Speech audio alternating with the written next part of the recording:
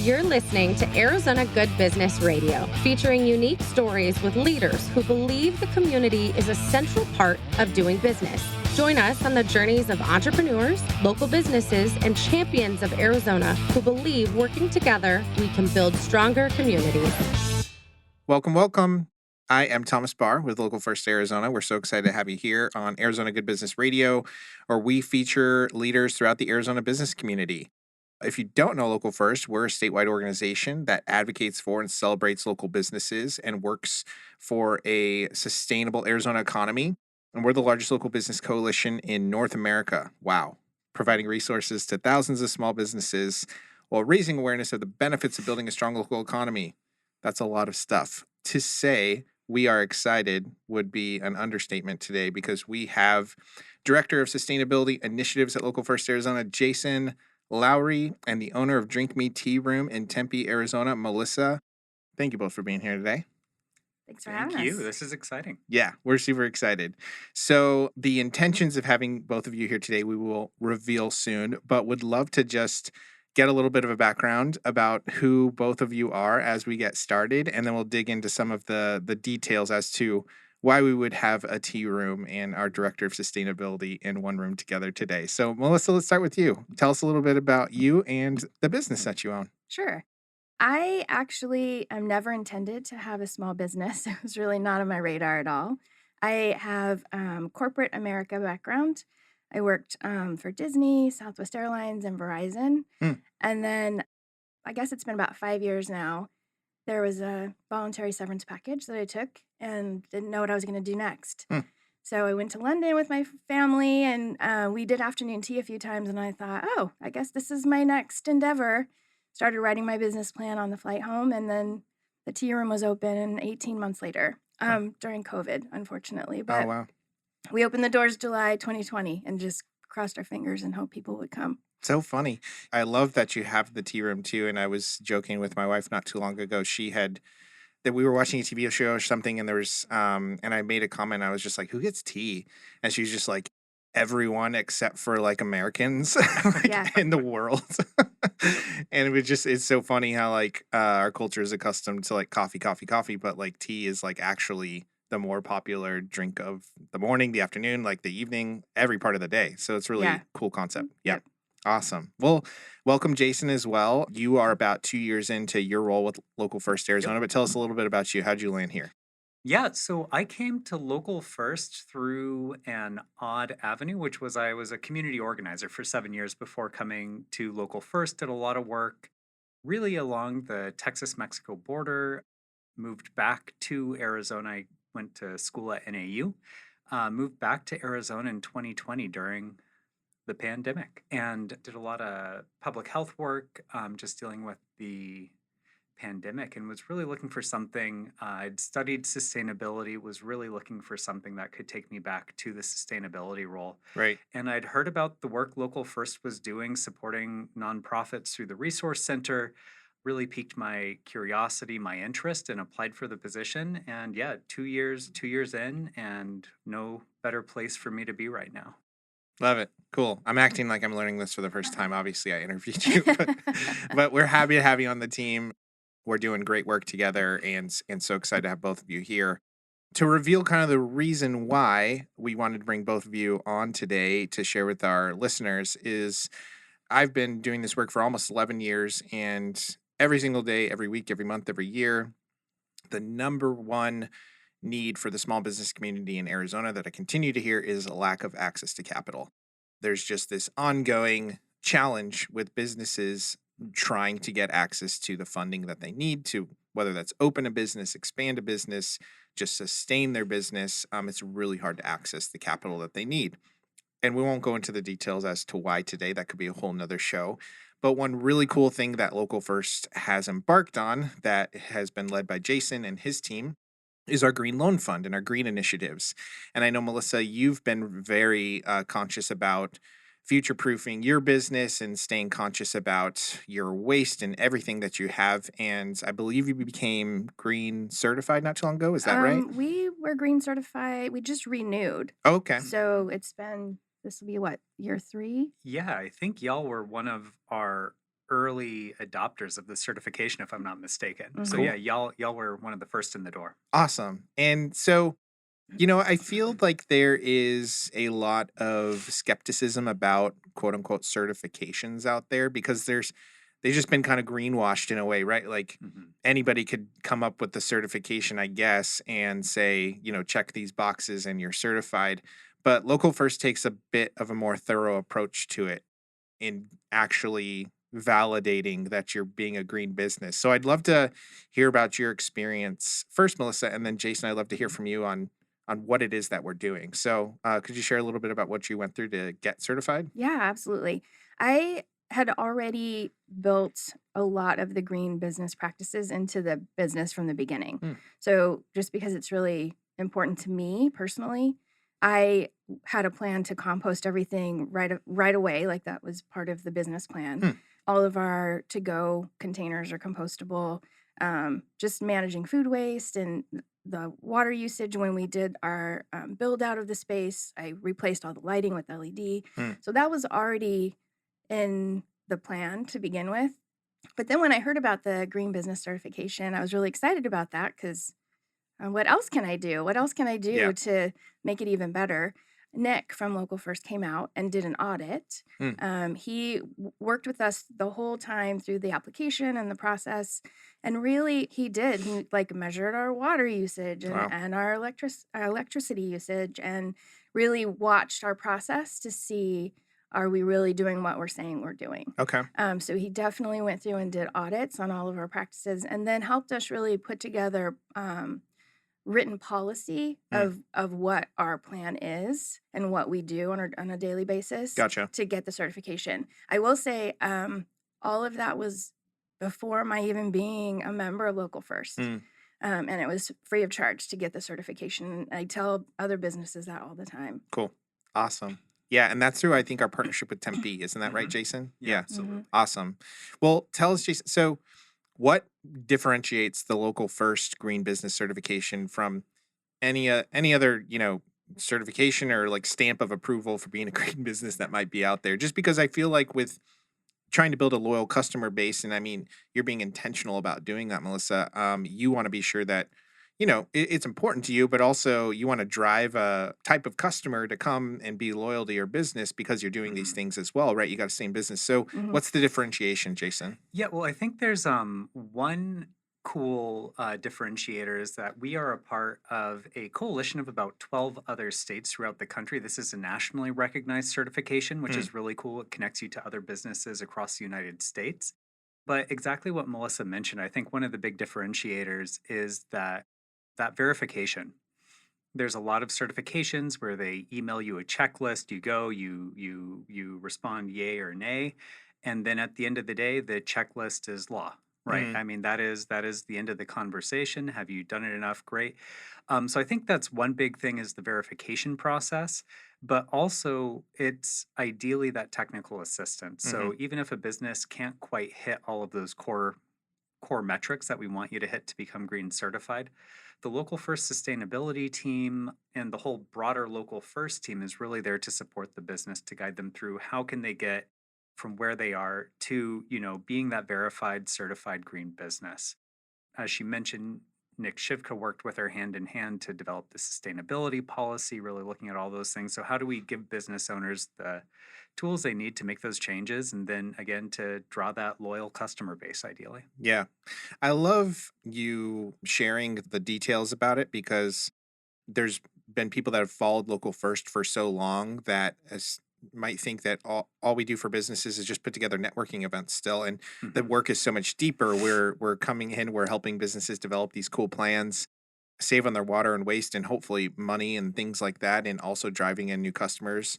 So the work goes so much deeper than just saying buy local, right? We are actually Hmm. helping businesses sustain themselves, come up with really rigorous plans for themselves. And it makes me excited to know that we have such talent on our team and motivated businesses like Melissa that are willing to do it and invest in it. So I know you just got recertified, so you just mentioned that. Mhm. So what has it been like being a green certified business? Have things, I mean, obviously it was from your inception that you had the plans to do so, but Do you see people interested? Do people ask about it? Like, what is the response from the community in being green certified or even intentional about it?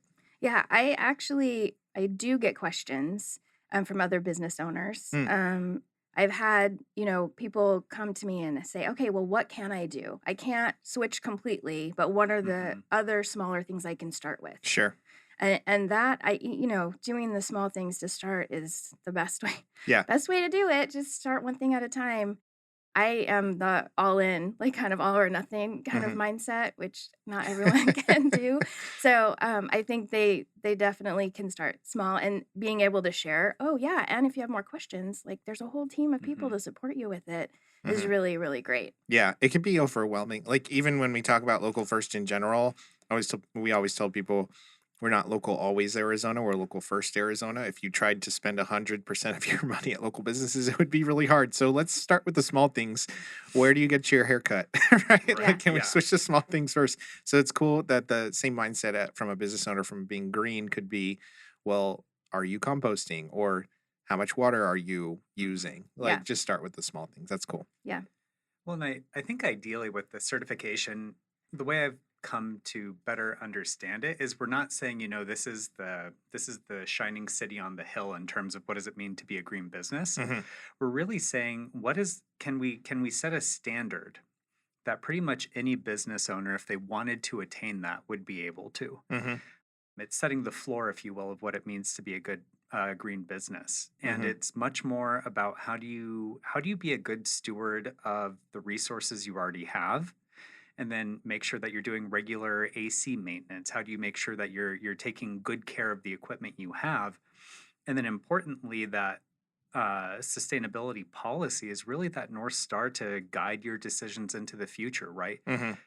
You should have 50% minimum LED or efficient lighting, but how do you make sure that you have a policy in place to get you to 100% in 2 to 3 years, right? Sure.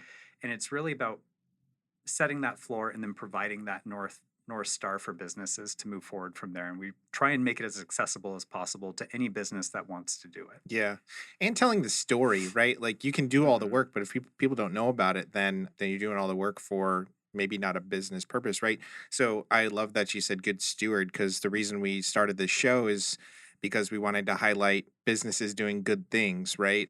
Only how do you operate a business, but how do you operate a business that's doing good for the community and in return that keeping you in business, right? And so curious, Melissa, how you tell your story that you're green. Do you have signage? Do you talk to your customers about like how does it come out in how you run your business? So my team at the tea room, we have kind of a welcome presentation when Mm. people come in, Oh, and they call it the tea talk. So part of the tea talk is talking about what's special about the tea room. And my team gets to pick like their favorite thing. mm, Maybe it's a woman-owned business or family-owned because my daughter runs it with me.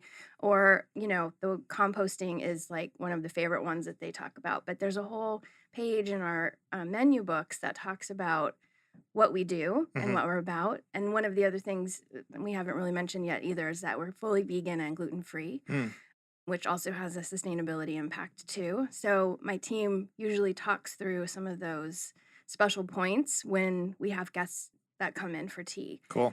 We also put it up like on our signage and our website. But I think I probably need to do a better job Mm, about sharing that information. I'm very proud of it, but yeah. I don't know that I get that story out as often as other Mm. parts of the story. It's funny, yeah. A lot of the time people will reach out and if they are unfamiliar with local first star directory or things like that, they will say, "Well, how do you know if a business is local?" And usually what I say is go Yeah. into a business and go up to the cashier and say, "Who owns this place?" And if they don't know, it's probably not a local business. Yeah. If they say, "Oh, let me grab Melissa, she's just in the back." Yes. Then you're probably in a local business. But it's funny because so often we are training businesses how to tell their local story how to whether it's on your receipts or customer service or whatever it is. And so it's always good to have a refresher and always take a look at what you're doing. But I would love to go back to the tea room. Describe to us the experience. Like I'm a visual person, so as I'm approaching, as I'm walking in, what are we seeing? What are we experiencing? What is it like to come to your business? So the tea room is really a little bit different from traditional afternoon tea rooms. We normally, on a stereotypical tea room, it's very floral and pink, and there's a lot of flowers, and like the dishes are all very floral and maybe vintage. Mm, My tea room is much more modern. It's black and white. We have one accent color, which is purple. Our logo is a bunny. It's just a little more, I guess, gender neutral. okay. And also it gives us a really good baseline to do themed afternoon teas. So we do themed teas throughout the year, different themes, and what we do is we kind of redecorate the tea room over and over again with different themes. That's So cool. the baseline is Alice in Wonderland, but it's really more modern Okay. feel. Like our dishes are black and white. We don't have flowery dishes. I always think about, oh my gosh, the breakage on like vintage china would just make me Sure. cry. So, we're just a little bit more modern Got it. than a usual tea room. So walking in, you get that for sure. We have very Instagrammable spaces in the tea room because everybody wants to dress up and take photos. Yeah. And Very then, smart. yeah, the experience itself, we basically reserve a 2-hour time frame for guests to come in and have afternoon tea. My team presents them with a tea tray that has selected teas depending on the theme that we're offering. Like when we do Alice in Wonderland, they're all named after characters. hmm And then they go through kind of a presentation, set expectations, like this is what we do, this is what to expect. There's no menu to order from because it's a prefix menu, Oh, which is very typical of afternoon tea. again, And I wouldn't know, but I need yeah, to everything learn. is pre-selected. Right there So with you. Yeah. when we change themes, like Yeah. all of the food items change as well. The tea selections change, although people can order any of our 40 plus teas. Yeah. But when we present it, we specifically pick certain teas that kind of go with the That's theme. cool though. Yeah. And then the food, once they decide on what tea they want, we deliver their teapots. Our teapots are glass, so you see the color of your tea. Cool. You get to smell your tea before you order it. We have little sample bottles so they can kind of see what the tea looks like, smell it, and then they see it in the pot as well. Cool. And then once we deliver their teapots and or cocktails, we have specialty cocktails Oh, as well cool. that are made with our tea. Cool. Once we delivered their drinks, then we bring out their tea tray, which is a 3-tiered tray. The bottom level is always savory. And then we have 2 levels of sweets. And then depending on if you do the full afternoon tea or like kind of the mid-size, Yeah. there might be a side plate too with scones and cookies and curd and Nice. things. So there's a lot of food that comes out, and everything is very small and cute. hmm And again, Instagrammable. Cool. So it's a whole presentation. So once they bring the tea tray and the side trays, then the team goes through each item so people understand like, oh wow, this is a lot of things. It's about 15 things on a full Yeah. tea tray. So they go through each item so people understand like what's on their tray and what it is, and then it's also in our menu book if they need to refer to it. But Cool. it's really presented, so hmm it's a presentation, and then we kind of let them get into it, check back with them. But most of the time, if people have questions, it's really more of, this is my favorite question. Is this really all gluten free? Like everything, all of this, even this cake or even this scone? And like, yes, 100% gluten free kitchen. Cool. We're very specifically hyper aware of allergies. Yeah. That's something that we really focus on. hmm Gluten-free kitchen, totally vegan. So we're covering all the dairy allergies, egg allergies, gluten allergies, all right off the bat. And then we can modify our trays for nut allergies as well. Cool. So that's another big focus, but that's one of my favorite things is when people come in and say, I've never had a macaron before because I'm vegan. Mm. And then they get to eat their first macaron. Oh, It's that's really cool. great. Yeah. That's awesome. I love it. I can feel and see your passion about every detail of everything that you do. So that's really cool to hear. So I do want to transition and talk a little bit about, actually not just a little bit. I want to dig into the opportunity at Local First Arizona that you took advantage of through the Green Loan Fund, which is, I feel like the most hidden best news in town that not enough people know about. Because like I mentioned before, we hear all the time businesses are looking for capital, looking for different ways to sustain themselves or invest in their businesses or grow. And we started the Green Loan Fund a little over a year ago, maybe a little less. I can't Yeah, specifically thereabouts. remember, but Jason, tell us what it is, what it can do, and what's available for Arizona businesses right now. Yeah, so the Green Loan Fund is incredibly exciting. It's a loan that is offered to businesses who complete the certification or are able to go through the Green Business Bootcamp, two of our sustainability programs. We talked a little bit about the certification already. And it is a loan between $2,500 and $25,000. So, small to modest sizes of loan sizes. The interest rate is 3%. Mm, Flat 3% interest rate, loan terms up to 3 years. And really, the whole goal of this is to give business owners access to capital so that way they can make changes that save them money over the long haul through sustainability measures without investing any money of their own upfront, cool. right? So, business owners know best way to grow your business is with other people's money. So we're trying to give them access to that at a low interest rate and allow them to do projects that save them money ideally over the long haul. Yeah, best deal in town. That's cool. Talk about the types of infrastructure or things that businesses could invest in Yeah. with the funds. Is it limited to specific things? What could they spend the money on if they want to? Yeah. So at the end of the day, the funding can be invested in physical infrastructure that lowers your energy, water, waste, or transportation impacts Cool. significantly. And ideally, the investment is also lowering your expenses enough that you're actually able to pay for the loan with your savings Mm-hmm. without paying any more than you were had you not done the project. Cool. So ideally, businesses are saving from day one. And so we're talking about they can replace all of their lighting with LEDs. They can do water efficiency projects. They can do, pollution prevention, making sure that like grease traps are in place. So we're making sure clean water is coming out of the building as much as Oh, possible. cool.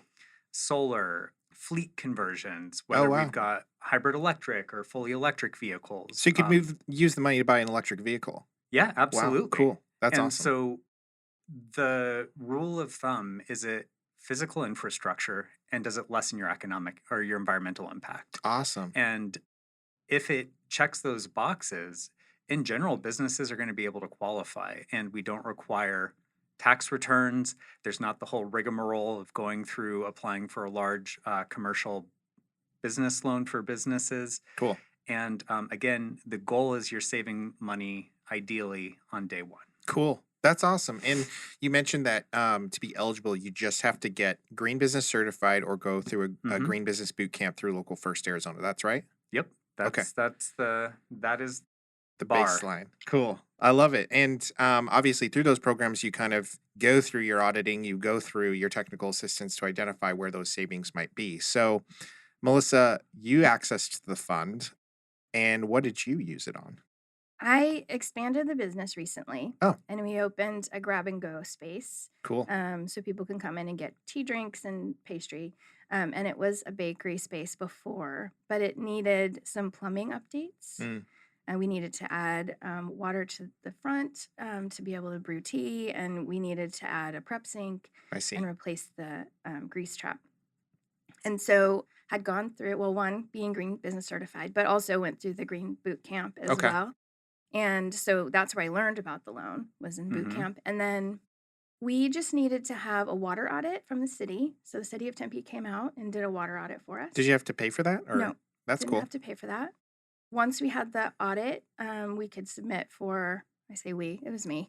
I could submit, Nick helped me, but The I say royal we a we. lot, the Yeah. royal You we have a that community behind you. yes. So then I submitted for the loan, and it honestly was like the easiest process. It was really surprising. Cool. Like it was so easy just because we, I guess, had the sustainability team behind us, like to vouch that Yeah. this is legitimate. Cool. Yeah. And so investing in that, were you taking over an additional part of the building? Like, was like a Yeah. wall broken down and like Um, going through construction and all no, that? Or it is a different suite in the building, but there's a business in between the tea room and the okay, new space. got it. So it is a separate suite, Oh, but okay, yes, but it's just still an expansion. got it. Yeah. Cool, awesome. Well, that's super exciting, and I love how you're bringing the business mindset to it. So it's like could Mhm. potentially a new avenue of revenue for you with like the grab and go and that sort of stuff. Was it a long-term project to get everything implemented? I know you just had a grand opening. I saw a picture of like the mayor like jumping up and down, that sort of stuff. How Yes. long was the time period to get access to the funds and then open up your grab and go? Well, it was a little bit delayed just for the construction piece Okay. itself, but the Boo. actual No. I know, it's always Yeah, the challenge. exactly. Yeah. I think the actual process to get approved and get funded was probably maybe 3 to 4 weeks. Okay. It was That's very, really very fast. Yeah. fast. Wow. Yeah, Mhm. very Yeah. fast. I mean, going through a bank, you've got to go through underwriting and like this and that and whatever, probably higher interest rate too. So Oh, absolutely. yeah, Yeah, cool. Yeah, 3% today is it's unheard basically of. free money. Yeah, Yeah. it is. Yeah. That's wild. Jason, what other projects are we looking at out there? I know Social Mhm. Spin took advantage of this too. What did Yeah, they do? social spin. And well, before we switch to social spin, I just want to lift up that through the water audit, Yeah. by implementing the changes that were recommended, Melissa and Drink Me are going to be saving 90,000 gallons a Oh, year. yes, thank you. Wow. So Wow. it's this is not a drop in the bucket, Yeah. right? For a small business, that is a huge savings for water. I saw the picture. Nick emailed it to me. There was one of your The kitchen sinks, faucets, and yeah. there was literally a spout of water Oh my God. shooting out of the faucet. Wow. It was crazy. Have you estimated how much that's going to save you in water costs each month? Not just like the amount of water being saved, but like what you would need to pay for that water? I have not, but Okay. that's probably a good math question to work on. Yeah. Yeah, Yeah. Mhm. Wow. absolutely. But anyway, so yeah, it's significant savings. And then Social Spin, they are a nonprofit laundromat. They Mm. provide, you can stop by and do your laundry at their sites. They also have a drop off and pickup service. And then what's really cool is that the profits that they generate from their laundry services go to providing the unhoused community here in the Phoenix metro area crucial services, everything from COVID vaccine clinics. They offer free laundry services to them, just a safe space to come and get out Mhm. of the heat. Mm-hmm. And they had this gas guzzling Kia Sedona minivan that they were spending about $24,000 a year on their pickup and drop off routes, Wow. and an additional $4,000 in repairs that they were having to do because this was an older vehicle. So they utilized the green loan. They were able to purchase a new Toyota Sienna hybrid electric minivan. Cool. And right there, they doubled their gas mileage right Wow. out the gate. But what was super cool about this, so they're saving money because they increased their gas I'm mileage. sure hundreds of dollars a month. Yeah. Mhm. Yeah. The other thing they did is they optimized their pickup and drop off routes. Mm. And so they're now estimating they're saving $14,000 a year in gas, Wow. Wow. which is Not even hundreds. That's thousands. insane. Yeah. Yeah, Yeah. it's absolutely wild. And the other really cool thing was that their drivers all of a sudden had 20 hours a week of free time. Mm. And so Christy, the owner of Social Spin, was able to use that and work with them to identify two opportunities where they brought on two additional contracts worth over 60,000 a year. Cool. And so if you're looking at the payback in 1 year, you're Yeah. looking at savings of 14,000, increased contracts of over 60. New business. You're Yeah. talking that's about $74,000 saved or additional revenue they didn't have last year. Yeah. Net positive on the whole transaction. Which, That's awesome. yeah, makes the payback for the minivan. I know it's not a perfect payoff, but you're talking about 2/3 of a year Yeah. ROI, Wow. which is just crazy. Incredible. And again, those savings are money that she's able to pour back into and invest back into the Phoenix community, Cool. especially the most vulnerable. So, if I'm a business out there, I'm listening, I'm super excited. Wow, this is cool. Like, I would love to get a water audit and save, 90,000 gallons a year or whatever, right? Right. Like, I want to do that. what's the process like to get green certified or green business boot camp? Like, do I need to be there every single day? Like, how much time do I need to invest as an owner of a business to go through one of those programs, Melissa?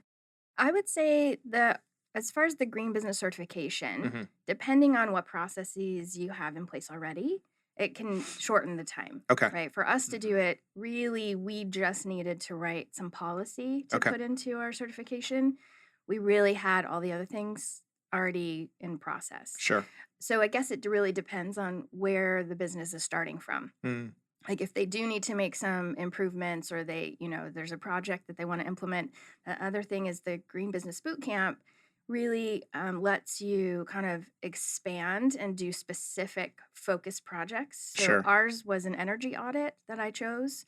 And going through that boot camp, it is 6 weeks. It's Yeah, 7 six weeks. weeks, Yeah. 7 weeks.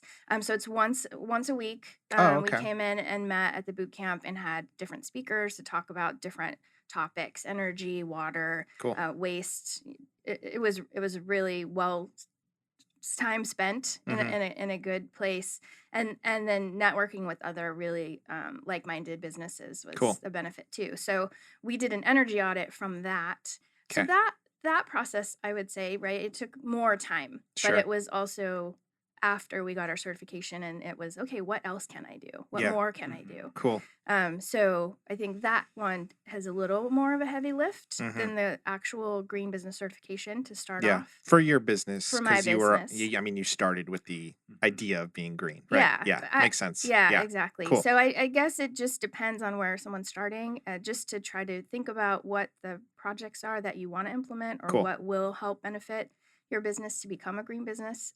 Really depends on, if you could start with composting. Hmm. That one's not a heavy lift. It really isn't. Hmm. There's a lot of things just to start practicing that Sure. and getting your team on board, or even talking with your team about what they want to do, Yeah. what they want to implement.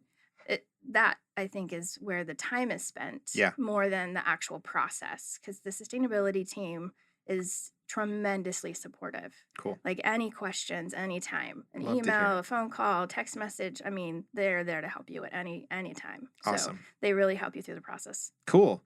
And I don't want to put words in your mouth, Jason, but I guess what I take from what Melissa said is just talk to our team and find out where you're at, and we can recommend a solution for you. Yeah, amen. Yeah. Awesome. Spot on. Well, the last thing I'd just mention is, so Jason, you mentioned that the amount that you can be eligible for through the Green Loan Fund is between $2,500 to $25,000. That's no small feat.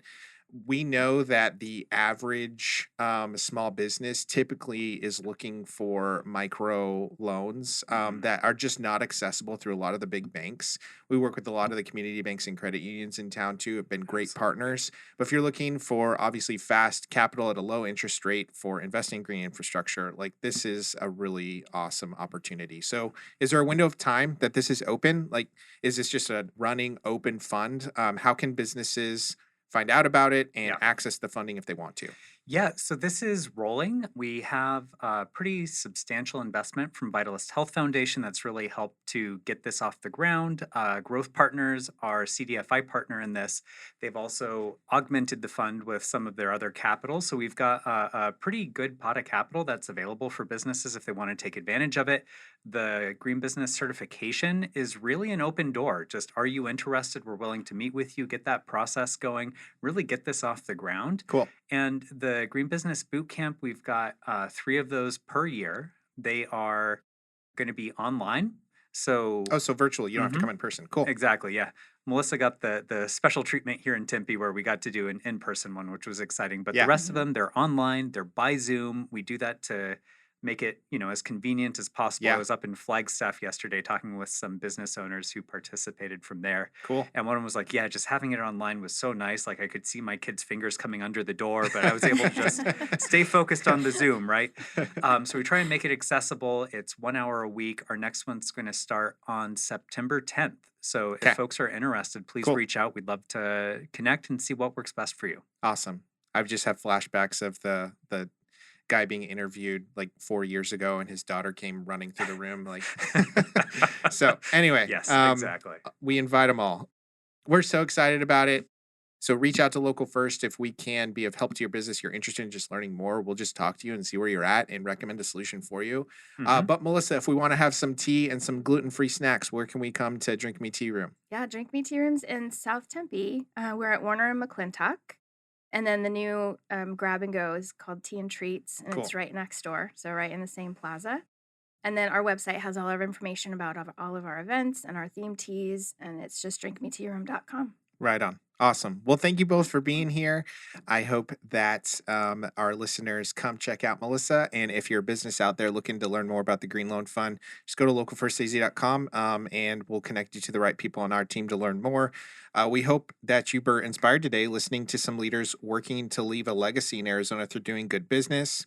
We'd like to thank our sponsor, Phoenix Business Radio, for always hosting us and doing an amazing job, and all of our legacy partners at Local First, including City of Tempe, which makes becoming a green business very easy if you're a business in this municipality and city. So thank you all for listening. This is Thomas Barr from Local First, reminding you that if we want to build a better Arizona, we need to connect deeply with the local businesses that make us proud to call this place home.